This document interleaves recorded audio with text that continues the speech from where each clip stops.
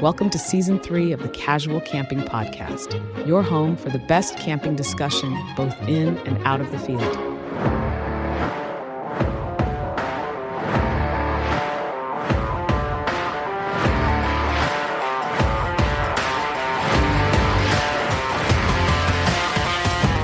Here are your hosts, Tim and Ade. Remember, the 5th of November. Gunpowder, treason, and plot. I see no reason why gunpowder treason should ever be forgot.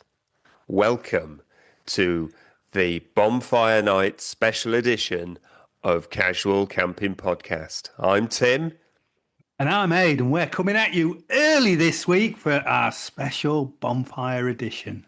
We felt, given the hype of trick-or-treating, Halloween, All Hallows Eve, that has really taken the world by storm from our American cousins, that we should think a little bit about what we grew up with as Bonfire Night being a really special occasion for us in the UK. Yeah, Bonfire Night is a historical thing, really, isn't it, here in the UK? And certainly as growing up, trick-or-treating wasn't a thing. It wasn't a thing at all. And don't get me wrong, it's great. You know, Halloween is brilliant. It's one of my favorite. I love Halloween. And not that I don't love it, but you love it a lot more than I do. Yeah, I really do. But Bonfire Night was what we grew up with. Bonfire Night was what everybody, kind of our generation, grew up with, and every generation before. You know, it was a really big deal. You know, it's. You're not going to say kids these days, Tim, are you? What do you mean? It's what we grew up with and stuff. Kids these days don't know they're born. I'm not forgotten about conkers. I wasn't going to say that, but kids these days, they grow up with Halloween, don't they? It's massive now. Like you say, it's a global phenomenon. Really, it's you know, it exists in cultures that you know would never even think of doing stuff like that. It's although saying that, there was we did a bit of Halloween stuff on a couple of the wards where I work, and some of the staff, they were like really freaked out by it because they went, you know, my religion means that, you know, we don't take this stuff, you know, lightly, and please don't come near me with masks and things on and stuff like that, which was really interesting and obviously respectful of that. You leave them in peace, but Halloween is a massive global phenomenon. But before that, you know, for 400 years plus, Bonfire Night was it in the UK. It was Bonfire Night every year for 400 years. And we kind of want to talk a bit about that, really, don't we, Ed? Yeah. So whether you know it, whether you've forgotten it, or whether you've just never heard of it before and think, what are the Yorkshire lads going on about? So we grew up in Yorkshire, not far from where Guy Fawkes, the protagonist of our story tonight, was born. Yeah. He a York lad, as they like to call him. York lad. Was he a wrong 'un, Tim? No, I don't know. Jury's out. I mean, from actually trying to blow up Parliament. Yeah, maybe. yeah. He's an extremist. In today's terms, he would, though, wouldn't he? He'd be an extremist. He'd be a terrorist and an extremist. But he was a Catholic, and England at the time was Protestant. Well, and still is. So he was a Catholic, and they didn't like the fact that we had a Protestant king. So yeah, we you know. If I jump into me school history, we're going back to 1605 when the Gunpowder Plot was. But a couple of years earlier, Queen Elizabeth I died, 1603, and the Catholics in the country had hoped that the new King James I would give them more freedom and would potentially marry a Catholic and would give a lot of leniency to Catholics in the country. But as it happened, no, he didn't want to do that. He decided that he would continue and further enforce anti-Catholic laws, which made life for Catholics in the UK really quite difficult indeed. And so the Gunpowder Plot, as we now know it, a group of conspirators came together, led by Robert Catesby, and several others, including Guy Fawkes. And we remember. I've got the names, Tim. Oh, go for it! Go for it. Sir Everard Digby, Robert Winter, John Grant. I love. I've got to stop you there. Everard Digby. I love that name. I bet he'd have been mates with Chaz Chazington, wouldn't he? It's distant probably, cousins. I'm going to say it's probably distant cousins somewhere, isn't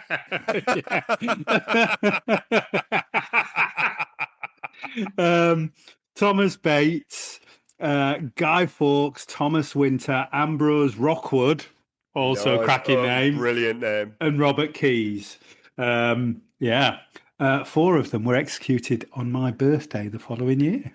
Oh my God! Yeah, again, you're getting ahead of yourself. It's you're giving the punchline and you haven't told the joke yet. They all died. The end. We now burn stuff. When are we talking about fire, Tim? When are we talking about fire? Did they have blowtorches? Oh man! Oh dear! So, a lifetime of giving away the punchline, Tim. It's not going to stop now, is it? No, it ain't going to stop. It ain't going to stop. You're an unstoppable force, Ed. Just stick to chimney sweeping. Don't go into teaching or stand-up comedy. You said I'm the funny one. I keep on imagining I can do the comedy. You are the funny one. We are literally. I have tears, but not paid for funny. Nobody's handing over their hard-earned cash for that. I meant like funny peculiar. Yeah. Oh God. So they decided that they all came together and decided that they should do something, but they didn't know what. And then they realised that at the opening of Parliament here in the UK, and this still happens now, the way that they open Parliament in the UK is exactly the same way that they've done it for hundreds of years. So the king at the time has to come with all of their family and everybody else and all their entourage. And they go to Parliament and they open Parliament with a speech. And that was no different back in 1605. So they decided that they would rent some cellars underneath Parliament, cram it full of 36 barrels of gunpowder. And at the opening of Parliament, they would blow up Parliament, killing the king, killing all of his family, all of his descendants, and everybody else in Parliament. And they would be able to then put their own Catholic king, hopefully it was going to be a queen actually, on the throne, and they would then be able to change the face of England. But they were caught, or Guy Fawkes himself was caught, wasn't he? Down in the cellars, and they caught him, and then from that they caught the rest of the conspirators. Although I think there was a massive shootout near where you live now. Where some of them died in a massive shootout, didn't they?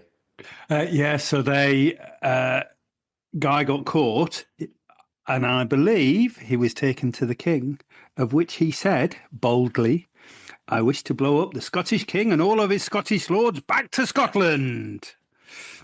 And he also have that. Huzzah! He have sounds that, like Scotland.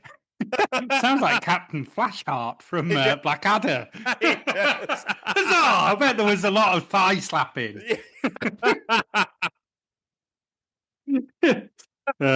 He also expressed his regret at having failed. But yes, so everybody else then kind of regrouped back up to Warwickshire near their family homes, but they were soon arrested. Yeah, and then quite horrible things were done to them, weren't they? So they were tortured. They were eventually taken to the Tower of London, where they were tortured. Guy Fawkes revealed his real identity and the names of their accomplices, and they were all captured eventually and taken down. Where are we? They were tried for high treason in London and given the gruesome punishment reserved for traitors, which is hanged, drawn, and quartered. So they were dragged through the streets. They were hanged until nearly dead, but not quite dead.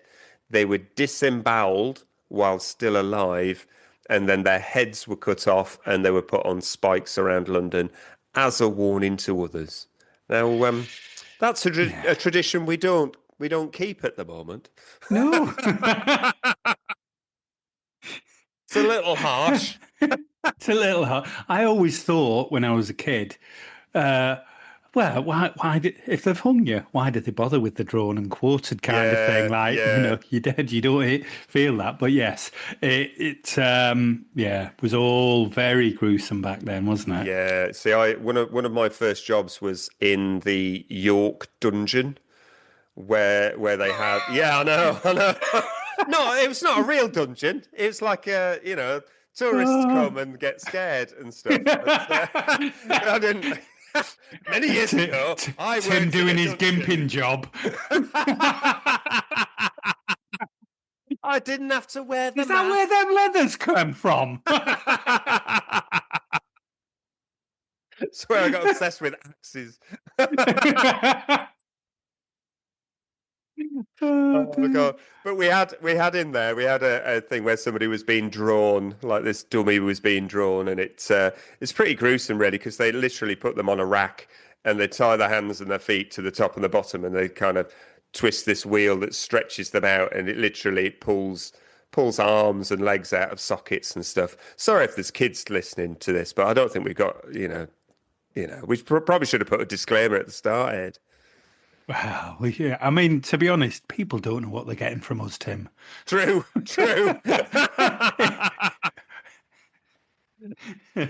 will eventually bring this round to camping, honest, everyone. Stick with us. Will do. Stick with us. But yeah, I mean, horrific stuff. And so the 8 people that were in the main plot were all rounded up, sentenced to death and various other things, but they were all kind of killed on the 30th of January and the 31st of January. It all happened. Wow. Your birthday. Gosh. Yeah. You could be Guy Fawkes reincarnated, couldn't you? Well, we were in the same county, so, And that's why you're obsessed with fire. Maybe it is. Oh, maybe my God. It is. You need to stay away from London.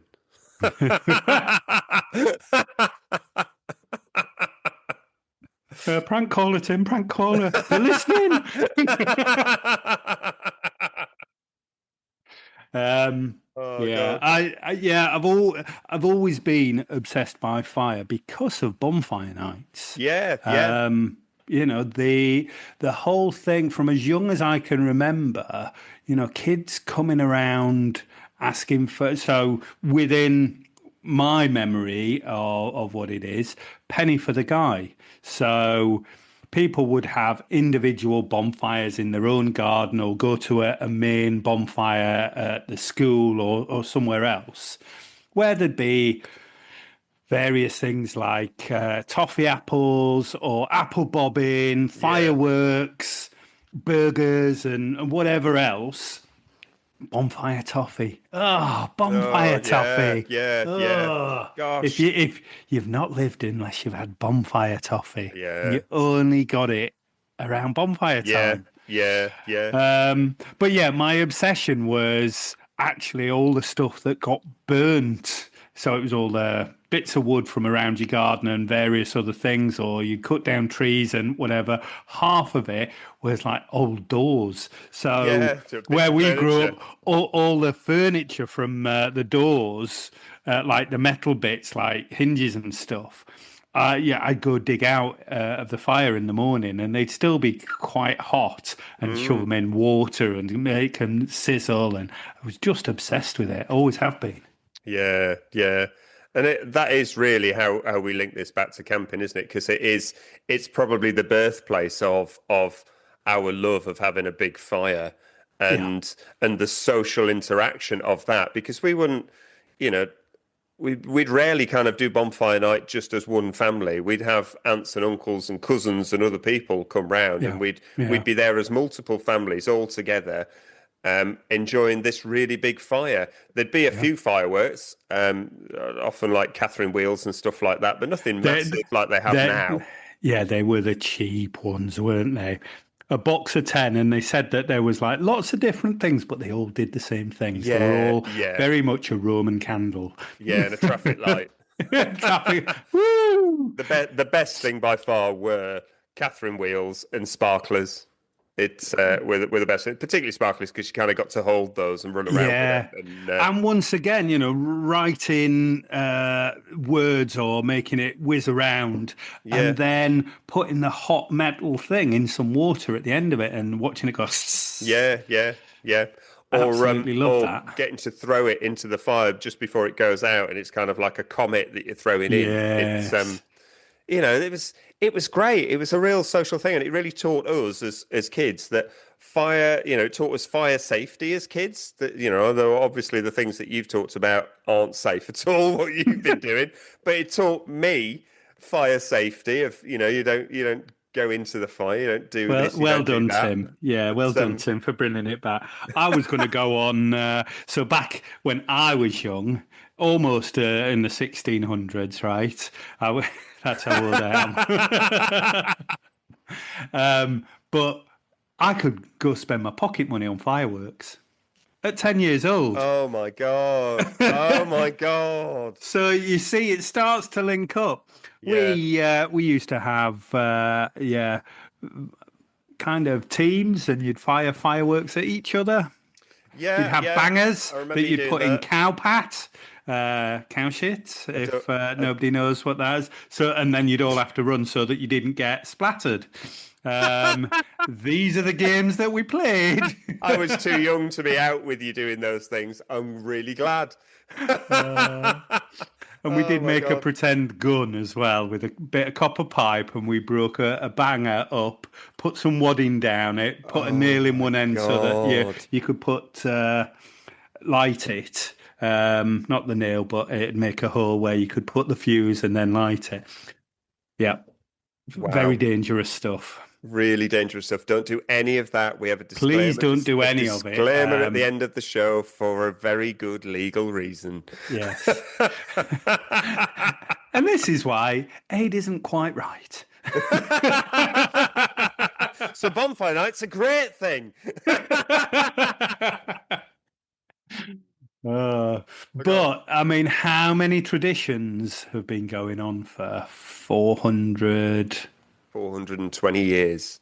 Yeah, it's and the reason that it's perpetuated so long is that the government of the time wanted the country to keep that remembrance going of this is what happens to traitors in this country. So it was instructed that you should annually have a fire. You should also create an effigy of Guy Fawkes and put it on the fire and burn it. So that's where Penny for the Guy comes from. So as kids, you could go get all your old clothing, make a guy, and then you'd tend to put him on a go-kart and wander the streets, knocking on doors, going penny for the guy to get some money so that he could buy fireworks. And then on Bonfire Night, he sits on top of the fire, you light the fire, and you burn this effigy, which is really quite hideous, but it's what you grew up with as kids. It's what you did. And I'm really looking forward to it. I mean, this episode's going out on November the 5th. 2 days later, we are going to be in a camping field, and I'm bringing a guy, and we're gonna burn a Guy Fawkes on a big fire, and we're gonna have. I haven't got any fireworks because they probably won't let us have fireworks at the site we're going to. But I've got some massive sparklers that I've found, some huge, massive, long sparklers. So we're going to have some sparklers, and we'll have some fun. I need to explain sparklers, Tim, just in case some of our listeners around the world don't know what sparklers are. I'm going to let you do that because I've got to go put a pie in the oven. 2 seconds. You talk about sparklers. Tim and his Freudian pie in the oven there. Anyway, sparklers are bits of wire encrusted with almost like bits of gunpowder or ferro rod type stuff. And it just slowly burns down the rod, and you, in the dark, can spell out things that are really quite bright, and they fizz away.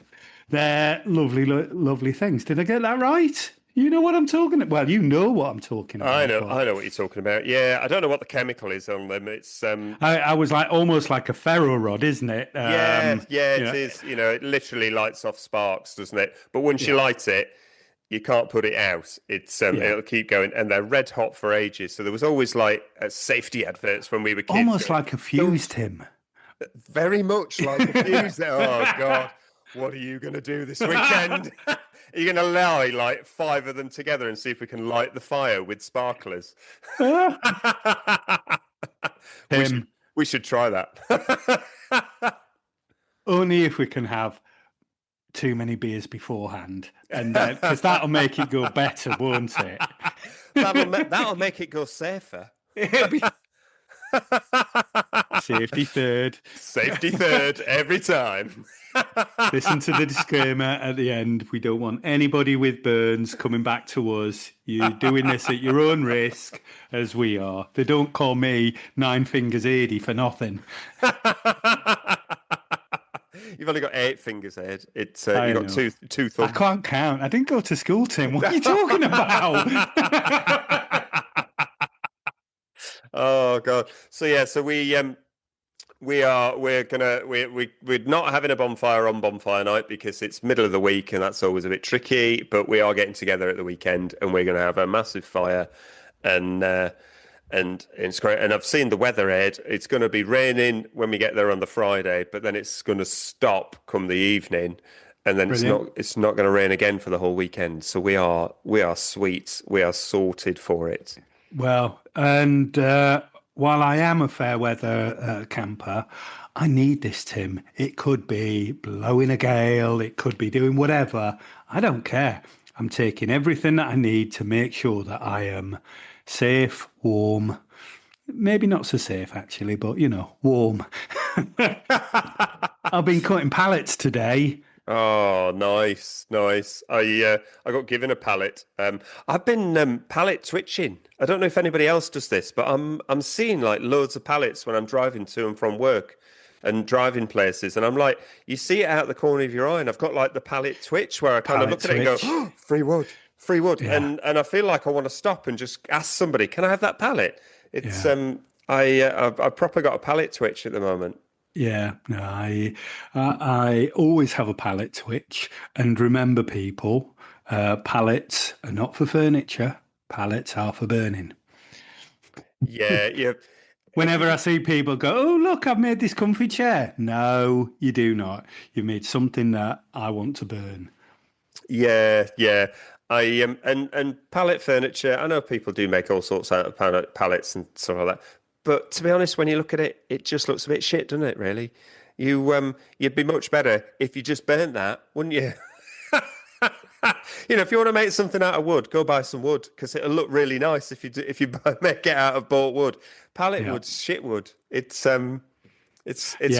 And just to also be clear, the codes that are on the side of pallets would say which pallets are safer to burn than others. Some have chemicals in them and things like that. So go and you're not going to get that information from me and Tim. Go and do a Google search about burning pallets. Yeah, you do have to be careful. Don't ever burn a pallet inside.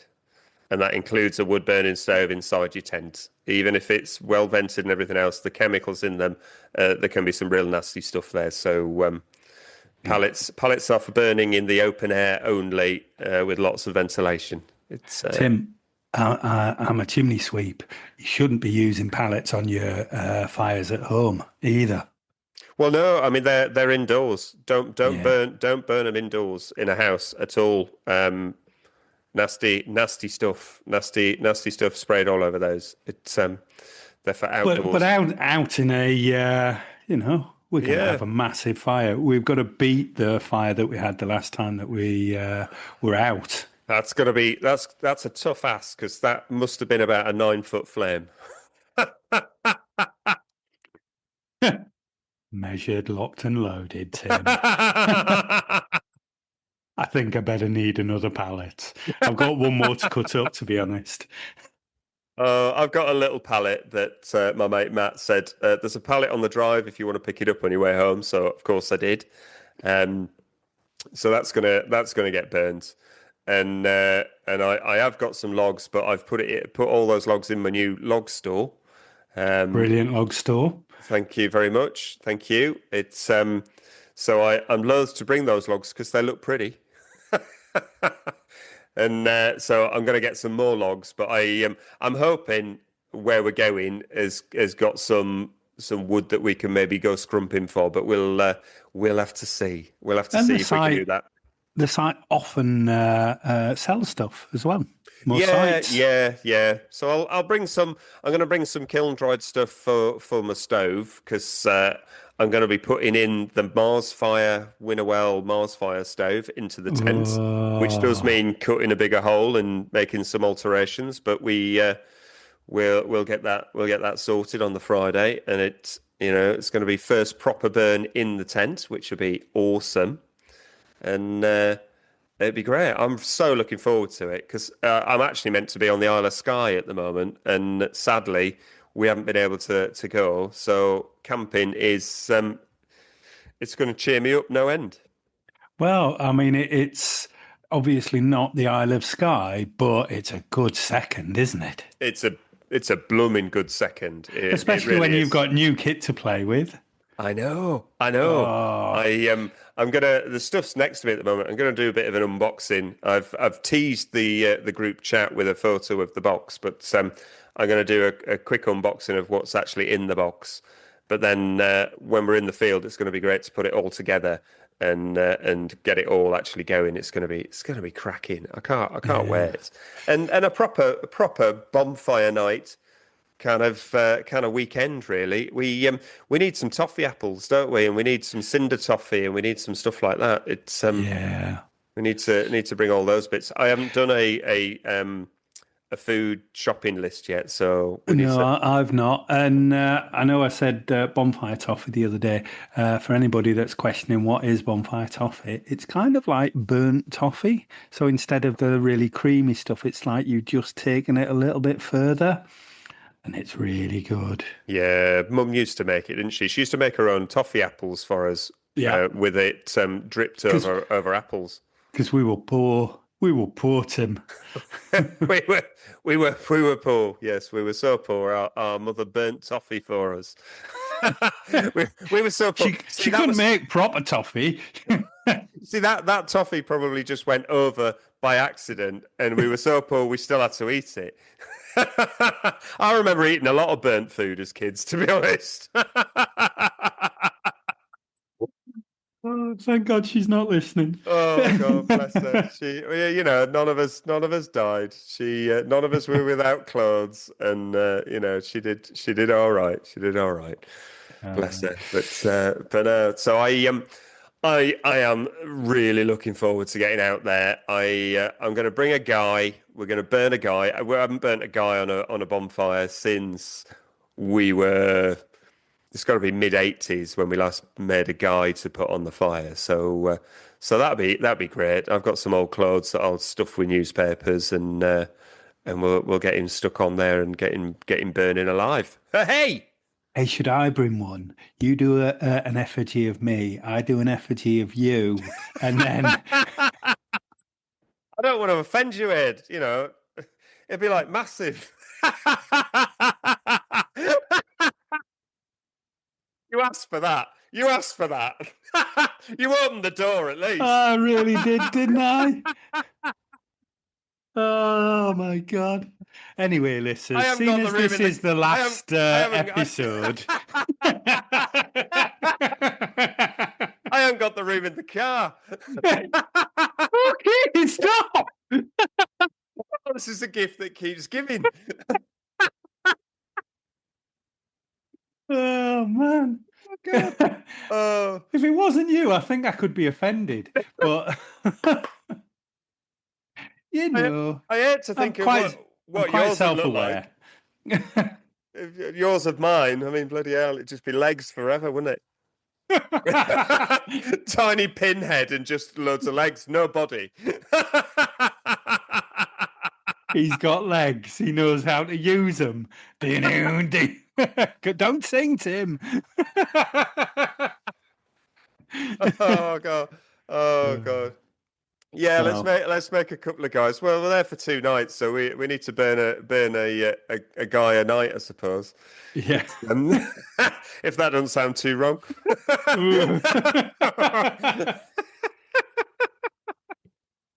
It does sound very wrong. I've spat all over my computer now. Ew. Yeah. Well, I was talking on the chat to Elliot, one of our listeners today, who was doing a little bit of prepping with something, and I was like, "Yes, I'm doing some prepping. It kind of takes my mind off stuff and just." It's quite peaceful, sorting out a shed and things. And I'm thinking of food that I need to take. How much beer should I have? What kind of beer should I have? Oh, yes. What needs charging? What doesn't need charging? Yeah. So yeah, I've not done the electric my electric bag yet, so I need to make sure I do that and get all that stuff charged up.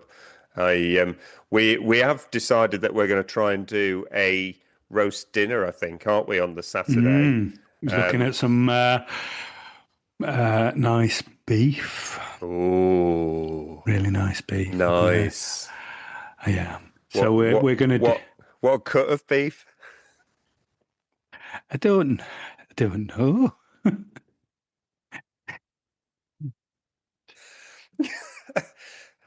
I'm sure it'd be lovely. Sure it'd be lovely. Are you worried about the rubbishness of the cut of beef that I get? No. You want a tomahawk or something? Oh, I'd bloody love a tomahawk, but I'd love a tomahawk. I'd need a mortgage to have a tomahawk. Bloomin' heck. No. I was being rude. It's I've got a 5-star mediocre review. Get the hell out of here. I have. This says my 5-star mediocre review. Listen to every episode, and over the years, it's got some extra ands in here and there, so forgive me. Listened to every episode over the years and have done wonders for your listening figures. I listen last thing at night and always fall asleep. So never catch a whole episode at one attempt, so I have to try 2 or 3 times at least. I always get there. It's like I like it's casual. I like it's camping. Apart from that, I'm not sure why, to be honest. Neil, Chesterfield, near the beautiful Peak District. That couldn't get any more mediocre if it tried. I love that. So, Neil, I mean, I don't know where to start with that. 1, we put you to sleep. 2, you have to take us in bite-sized chunks. What? But I'm glad you keep on coming back. No, thank you so much. Really appreciated. And you too can feature on our wonderful podcast. You know where to find us on Facebook, on YouTube, on all of the various other places. And wherever you listen to your podcast, there is also a button to leave a review. There is. So the first little link in the show notes, you can send us your 5-star mediocre review. Remember to put your name on it, because otherwise it just comes through as like a 4-digit number. Or you can send us a direct message on any of our social medias, and we will get that. And maybe you too can be famous in this part by being extra mediocre like Neil. Uh, well, maybe we need to go around the campsite when we get there with Penny for the Guy. Oh my God, that's a great idea. Trick or treat, everybody. We can egg them.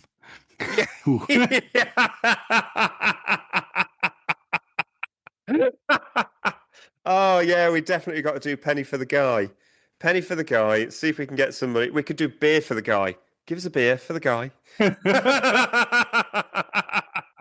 What is that muck? Oh, it's Foster's. Great, I'll have it. Yeah, drink for the guy. We'll have a little sign. It's that's a great idea. Well done, Ed. Well done. Yeah. Well, Bringing back Bonfire Night to being the primary autumn festival in the UK. That's what we need to, or at least a combination. People are going to remember to have bonfires. I'm going to rant now, but I'm tired of going to like Bonfire Night, organised events where they don't even have a bonfire anymore, and it's just some fireworks, and you stood there freezing in a field to look at some fireworks for a couple of minutes. It's like, where's the fire? Where's the fire? Well, the last one I went to, there was a fire and it was massive. It was great. This was at Kenilworth. And all I wanted to do, there was like all the bits that were dropping. All I wanted to do was go around the fire, like just throwing more bits back into it to keep it going longer. Modging. Like you do with your own bonfire. So, yeah, but the health and safety gone wrong, Tim. Gone mad. Yeah, they won't let you go on your own air. But at least you had one with a fire. The one nearest to us, I went to it last year, and there was like, I just assumed there was going to be a fire because it was the Bonfire Night event. Yeah. But no, it was just some fireworks. The fireworks were amazing. I have to say they were amazing, but they only lasted about 10 minutes. And then that was kind of it. And I was like, but if there'd be a big fire here, we'd all be kind of stood round it, and we'd have a beer, we'd have a hot dog or a burger, and you'd be we'd all be staring at the fire and looking at all the like swirling flames and stuff. Yeah, it'd be great. It'd be great. But yeah, and this year again, they're just doing fireworks. They're not doing a fire, which is it's a real shame. And that thing from our childhood of it being a real social thing. It's exactly the same as when we're out in the camping field, isn't it? It's that social thing of you and your mates or your family members sitting around a fire, staring at it, chatting away, kind of chewing the cud, putting the world to rights. It's that social thing of having a campfire or a bonfire. And it's a shame it's not at these big events, but we're gonna bring it back and make it real this weekend. It's going to be a UK export, Tim. Yes. Bring Bonfire Night. We are the oldest democracy in the world, and it could be celebrated around the world. And then you've got 2 whole weekends worth of fires and lots of things. Starting off with Halloween. Halloween the first weekend, all dressing up, getting your parties, going around trick-or-treating, and then the following weekend, it's about having a big fire, sitting around with your nearest and dearest, burning stuff, having a few drinks and a good bit of food. That sells itself. That does. That sells itself. I mean, it massively does. And if any of your listeners, you guys are out, make sure you bring extra beers just in case we're on your campsite and you come around knocking for beer for the guy. Beer for the guy, yeah. Bring extra beer because if there's not many, because it's camping season's coming to an end. There won't be many people on the site, I'm sure. Oh. So if you are the only other people on there, we are going to come past you more than once. Have we done this one before? No. And if we do bring 2 guys, well, obviously, We're going to come past you twice more than once. They might look a little bit like Laurel and Hardy. What, us or the guys? Life, imitating art, imitating life, yeah. Tim. Okay. Well, I ain't going to say which one we look like because I've insulted you enough. I think everybody knows which one I look like.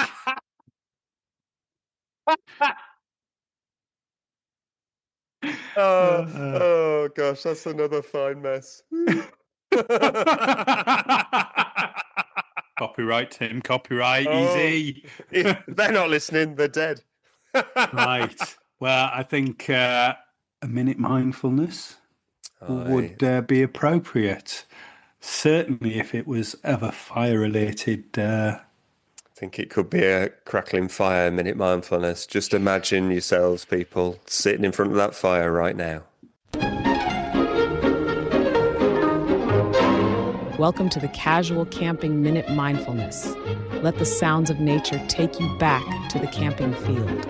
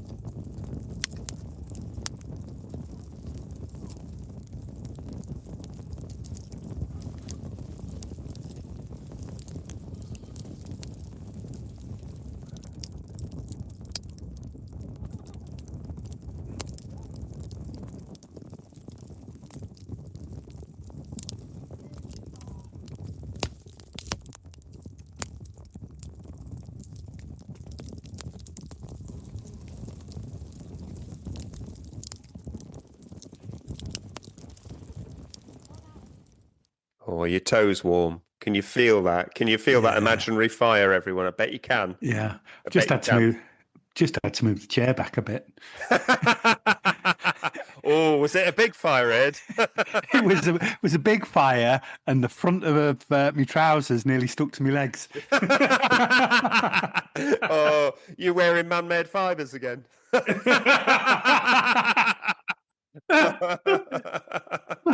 My goodness, Tim, you are having a pop. Sorry. Sorry. You'll be in your full raven trousers. Absolutely. You'll be in your natural fibres, full raven. I will be too. It's not the same trousers, obviously. That would be weird. We're weird enough, Tim. Let's not start swapping trousers. They won't fit. Have you got my trousers on, our kid?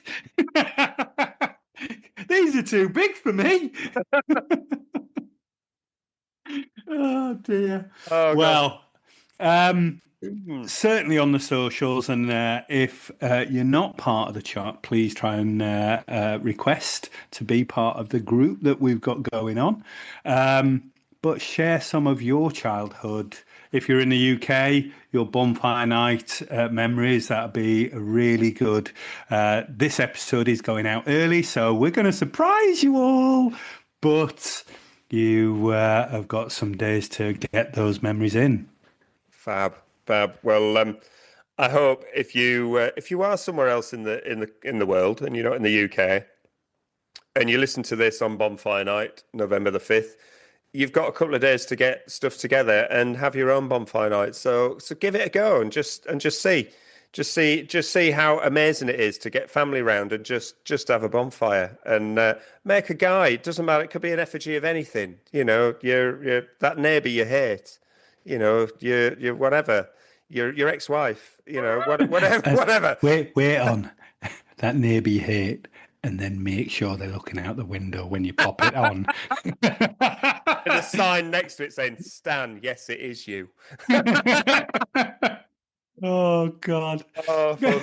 Oh, gosh. We really need that disclaimer on the end of this one. We're so please don't switch off. Listen to the disclaimer at the end that we take no responsibility for your actions, okay? It's also in the show notes, so we're covered, don't you worry. All right. Take care, everyone. Have a great bonfire night. Yeah. Be safe. Casual Camping Podcast accepts no liability and does not officially recommend any products or endorse any techniques discussed in an individual podcast episode or shown on Casual Camping Podcast social media accounts. Individuals should make their own informed decision and risk assessment of any products or advice prior to any purchase or use.